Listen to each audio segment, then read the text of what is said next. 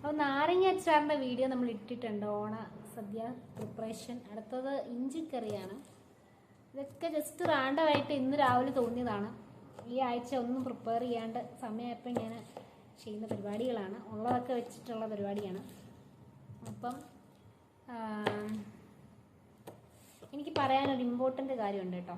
ഈ അച്ചാറ് ഇഞ്ചിക്കറിയൊക്കെ ഉണ്ടാക്കുമ്പോൾ പച്ചമുളകും ഇഞ്ചിയൊക്കെ അരിഞ്ഞുകൊണ്ടിരിക്കുന്ന സമയത്ത് എനിക്ക് സ്ഥിരം പറ്റുന്നൊരു പരിപാടിയാണ് ഈ പച്ചമുളകൊക്കെ എടുത്ത് കൈ കൊണ്ട് കണ്ണൊക്കെ തിരുന്നു. അപ്പം ഇഞ്ചിക്കറിയൊക്കെ ഉണ്ടാക്കുന്നവരോട് എനിക്ക് പറയാനുള്ളത്, തിരുമ്പരുത് നിങ്ങൾ.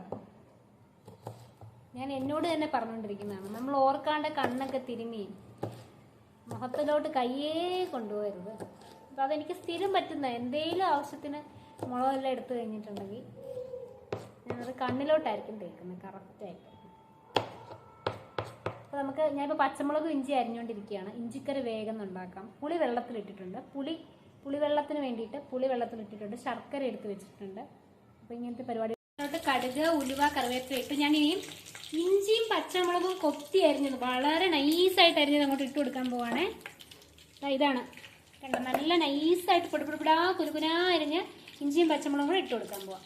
ഇതിലോട്ട് നമുക്ക് ആവശ്യമുള്ള മഞ്ഞൾപ്പൊടി, മുളക് പൊടിയൊക്കെ ഇട്ട ശേഷം പുളിവെള്ളം ഒഴിച്ചു കൊടുക്കുക, ശർക്കര ഇടുക.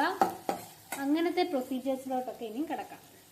നല്ല നെയ്യിലല്ല നല്ലെണ്ണ കിടന്ന് നല്ലൊരു മൂത്ത മണമൊക്കെ വരണം കേട്ടോ. ഇപ്പോൾ മുളക് പൊടി, മഞ്ഞൾപ്പൊടി, കായപ്പൊടിയൊക്കെ ഇട്ട് നല്ലതായിട്ട് മൂപ്പിക്കുക.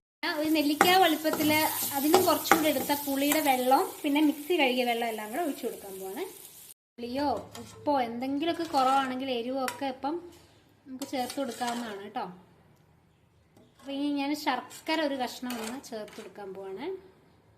ഞാൻ സ്വാദ് നോക്കി, എരിവ്, പുളി, ഉപ്പ് എല്ലാം പാകമാണ്. മധുരം ഞാനിപ്പോൾ ശർക്കര ഇട്ടതേ ഉള്ളൂ, മധുരത്തിൻ്റെ ഒരു ടേസ്റ്റും വന്നിട്ടില്ല. അത് ചേരണം. അത്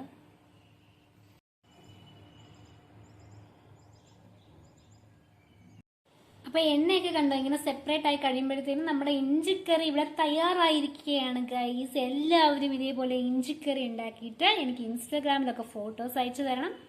അപ്പോൾ ഇഞ്ചിക്കറിയുടെ ഈ ഒരു വീഡിയോയുടെ ഇട്ടുകൊണ്ട് നമ്മൾ ഓണസദ്യ റെസിപ്പിയുടെ പ്രിപ്പറേഷൻ നമ്മൾ മുന്നേറിക്കൊണ്ടിരിക്കുകയാണ് ഗൈസ്. യെസ്, നിങ്ങളുടെയൊക്കെ ഓണം ഇതുവരെയായി, സദ്യ പ്രിപ്പറേഷൻസിൻ്റെയൊക്കെ തയ്യാറെടുപ്പുകൾ ഇതുവരെയായി എന്നൊക്കെ ഒന്ന് കമൻറ്റ് ഇടുക കേട്ടോ. എന്നെപ്പോലെ നാട്ടിലില്ലെങ്കിലും നൊസ്റ്റാൾജിയ മുറുക്കെ പിടിച്ചിരിക്കുന്ന ആരൊക്കെയുണ്ട്, കമൻറ്റ് ഇടുക ഗൈസ്.